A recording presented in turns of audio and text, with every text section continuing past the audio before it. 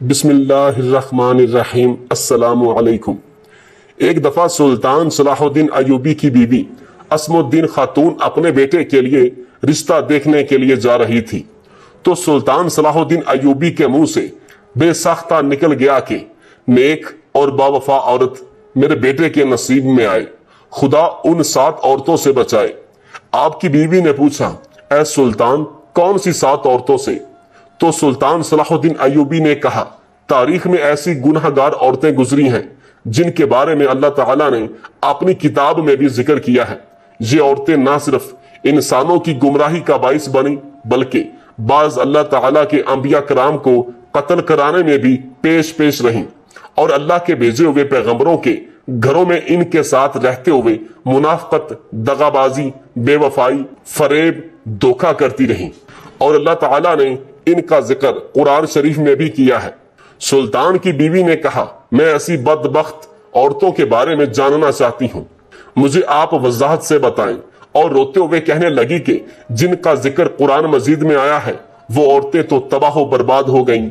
پھر سلطان صلاح الدین ایوبی نے ان 7 تاریخ کی بدبخت، شاطر اور ظالم عورتوں کے بارے میں بتایا کہ پہلے نمبر پر حضرت لوط علیہ السلام کی بیوی، اردن اور اسرائیلی سرحدوں پر آج جہاں ڈیڈ سی نمکین پانی کی جھیل موجود ہے، نمک سے بھری اس جھیل میں آج زندگی کا کوئی نام و نشان نہیں ہے۔ تاہم آج سے ہزاروں سال پہلے یہ انتہائی زرخیز علاقہ تھا جہاں سدوم اور امورا نامی شہر آباد تھا۔ یہی وہ قوم تھی جس پر اللہ تعالیٰ نے حضرت لوط علیہ السلام کو نبی بنا کر بھیجا۔ اس قوم کا گناہ بہت ہی بڑا تھا، ایسا گناہ اس سے پہلی قوموں میں سے کسی نے نہ کیا تھا۔ اس قوم کے مرد مردوں کے ساتھ اور عورتیں عورتوں کے ساتھ بدکاری کرتی تھیں۔ حضرت لوط علیہ السلام کی بیوی کا نام وائلا تھا، جو بظاہر تو لوط علیہ السلام کی بیوی تھی لیکن وہ اندر سے کافر تھی۔ وہ اپنی قوم کا ساتھ دیتی تھی۔ اس بیوی کے لیے اور کیا بدنصیبی ہو سکتی ہے کہ یہ عورت ساری زندگی ایک نبی کے ساتھ رہتے ہوئے بھی اللہ تعالیٰ کے حکم کی نافرمان رہی۔ جب حضرت لوط علیہ السلام کی قوم نے آپ علیہ السلام کی باتوں کو ماننے سے انکار کر دیا تھا تو اللہ تعالیٰ کے فرشتے نوجوانوں کی صورتوں میں اس بستی پر ظاہر ہوئے جو حضرت لوط علیہ السلام کے گھر میں قیام پذیر ہوئے۔ حضرت لوط علیہ السلام کی بیوی جو اپنی قوم سدوم کے ساتھ ملی ہوئی تھی، اس نے جا کر اپنی قوم کے لوگوں کو ان نوجوانوں کے بارے میں خبر دی۔ ان لوگوں نے حضرت لوط علیہ السلام کے گھر کو چاروں طرف سے گھیر لیا۔ اس پر فرشتوں نے حضرت لوط علیہ السلام کو اس قوم پر عذاب لانے کی خبر سے آگاہ کیا اور آپ علیہ السلام کو حکم دیا کہ آپ اپنے گھر والوں کو لے کر یہاں سے نکل جاؤ۔ حضرت لوط علیہ السلام ابھی راستے میں ہی تھے کہ ان لوگوں پر اللہ تعالیٰ کی طرف سے پتھروں کی بارش ہو گئی۔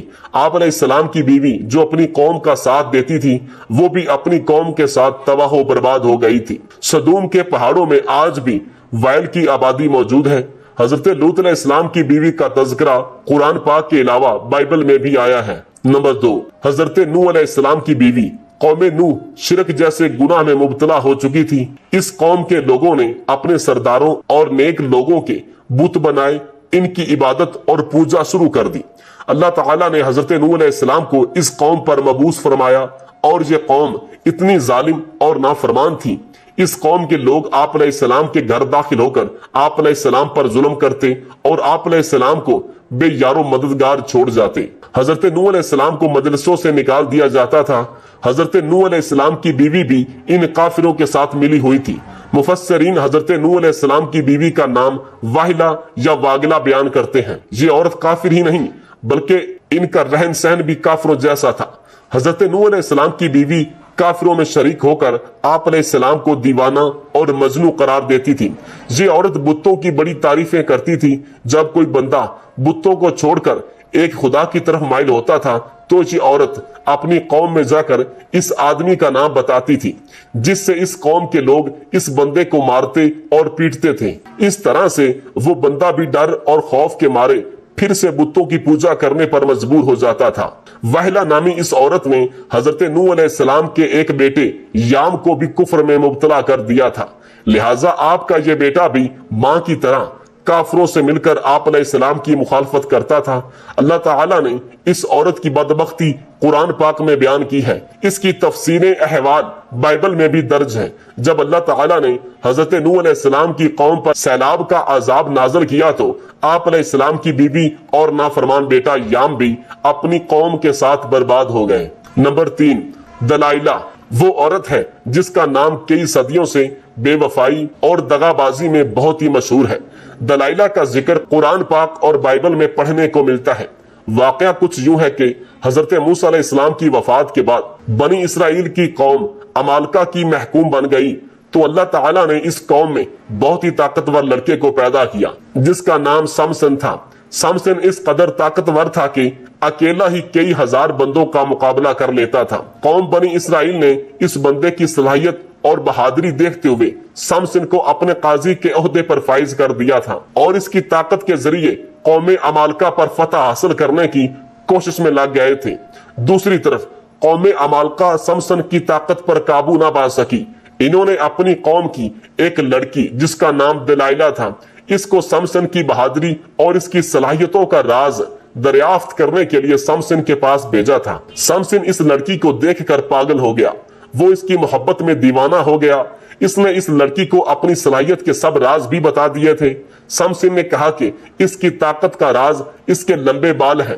एक दिन मौका पाते ही दलाइला ने समसन के लंबे बाल काट दिए थे। उसी रात कौम अमालका ने भी समसन पर हमला करके इसको गिरफ्तार कर लिया था।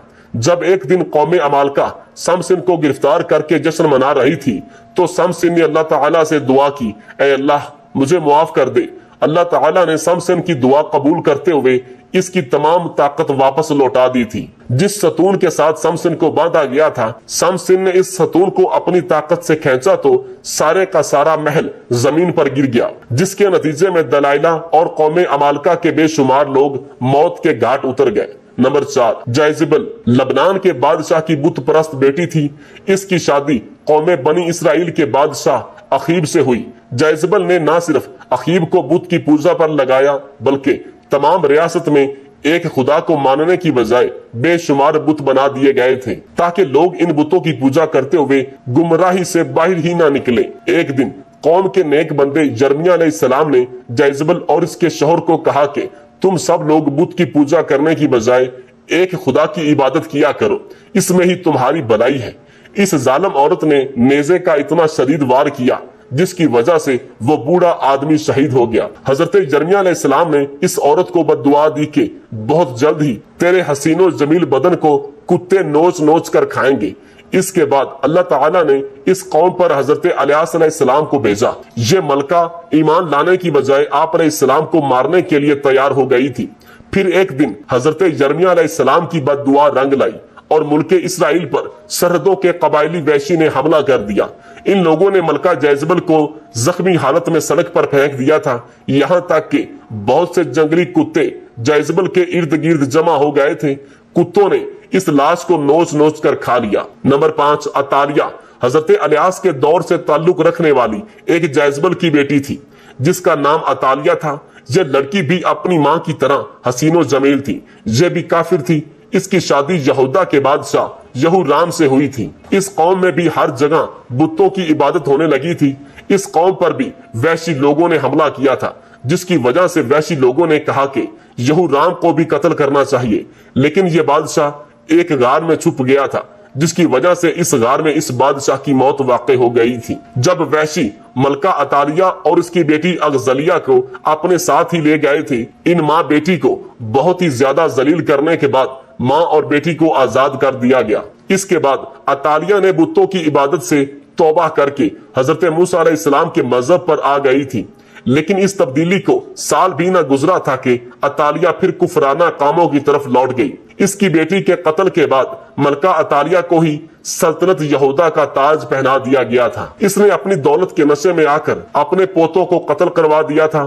फिर अपनी रियाया पर भी बहुत ही जुल्म सितम करने लगी। ताहम इसका पोता जो इससे जान बचाने में कामयाब हो गया था, यहूदा के लोगों ने इसको अपना बादशाह बना लिया था। यह मलका अतालिया अपने महल के बाहर अपनी ही कौम के हाथों बहुत ही जलीलो रुस्वा होकर मर गई। अतारिया का जिक्र भी बाइबल में तफसीर के साथ मौजूद है। नंबर 6, हेरोडियाज। अगर इंसानी तारीख की सबसे गुनाहगार औरत कहा जाए तो गलत ना होगा, क्योंकि ये औरत हजरत याह्या अलैहिस्सलाम के कत्ल की जिम्मेदार है। ये हजरत ईसा अलैहिस्सलाम की पैदाइश से चंद बरस पहले की बात है कि हेरोडियाज एक गरीब और बहुत ही हसीनो जमील औरत थी। फलस्तीन के खानदान की बहू बन गई। इब्तदा में इसकी शादी शहनशाह के दूसरे बेटे हेरोड से हुई थी और इसी हेरोडियाज के घर एक लड़की पैदा हुई।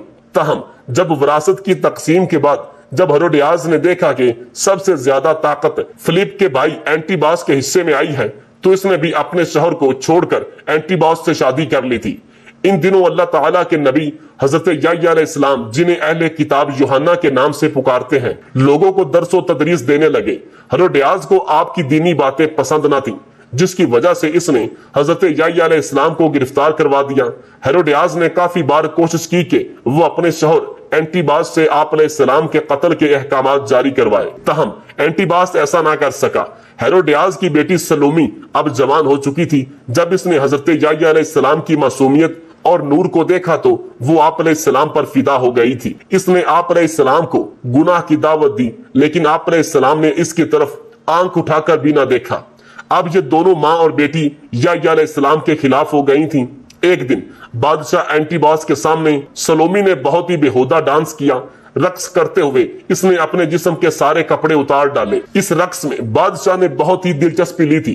इसको सलोमी का ये रक्स बहुत ही पसंद आया। इसने सलोमी से कहा कि तुम क्या मांगना चाहती हो, मैं तुमको हाजिर कर देता हूँ। इस औरत ने जवाब दिया कि मैं चाहती हूँ कि तुम हजरत याह्या अलैहिस्सलाम को कत्ल कर दो। बादशाह, जो कि भरी हुई महफिल में सलोमी से अहद कर चुका था, इसने हजरत याह्या अलैहिस्सलाम को शहीद कर दिया था। इस तरह सलोमी और इसकी माँ इस गुनाह में भी शामिल हो गई थी।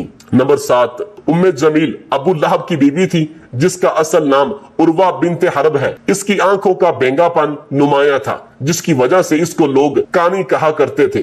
कुरान पाक में अल्लाह ताला ने अबू लहब और इसकी बीवी को इंतहाई सख्त अल्फाज में कहा है। इसकी वजह अबू लहब और इसकी बीवी का नबी अकरम सल्लल्लाहु अलैहि वसल्लम के साथ सख्त मुशरिकाना रवैया है। ये दोनों मियाँ और बीवी आप सल्लल्लाहु अलैहि वसल्लम को तकलीफ और अजियत पहुंचाने का कोई भी मौका हाथ से नहीं जाने देते थे। रिवायत के मुताबिक ये औरत नबी अकरम सल्लल्लाहु अलैहि वसल्लम की राह में कांटे बिछाया करती थी। जब सूरह लहब नाज़िल हुई तो अबू लहब की बीवी गुस्से से बेकाबू हो गई और बहुत ही बड़ा पत्थर उठाकर मक्का में आप सल्लल्लाहु अलैहि वसल्लम की तलाश में निकल पड़ी। ये काबा में अबू बकर रजी अल्लाह तआला अन्हो के सामने इस हालत में आई कि इसके मुंह से जाग निकल रही थी। ये नबी अकरम सल्लल्लाहु अलैहि वसल्लम के खिलाफ इंतहाई नाजेबा अल्फाज भी पढ़ रही थी। हालांकि आप सल्लल्लाहु अलैहि वसल्लम उस वक्त हजरत अबू बकर के साथ ही मौजूद थे, लेकिन अल्लाह ताला के रहमतों करम से उम्मे जमील आप सल्लल्लाहु अलैहि वसल्लम को ना देख सकी थी। वो वहां से घर की तरफ रवाना हो गई थी। बेशक उम्मे जमील तारीख की बदबख्त तरीन औरतों में शामिल है, क्योंकि इसने नबी आखिरुज़्ज़मां सरवरे कायनात वजाह तख्लीक के कायनात हजरत मोहम्मद सल्लल्लाहु अलैहि वसल्लम को बेशुमार तकलीफें पहुंचाई। सुल्तान सलाहुद्दीन अय्यूबी ये बयान करते हुए देखते रहे कि आपकी बीवी सारे बयान में रोती रही और आखिर में अल्लाह से दुआ की कि या अल्लाह, मुझे मेरे बच्चों में से ऐसी कोई औरत ना हो, हमें राह हिदायत पर चला। अल्लाह से दुआ है कि हर माँ, बहन, बीवी, बेटी को नेक, पाक दामन और परहेजगार बनाए।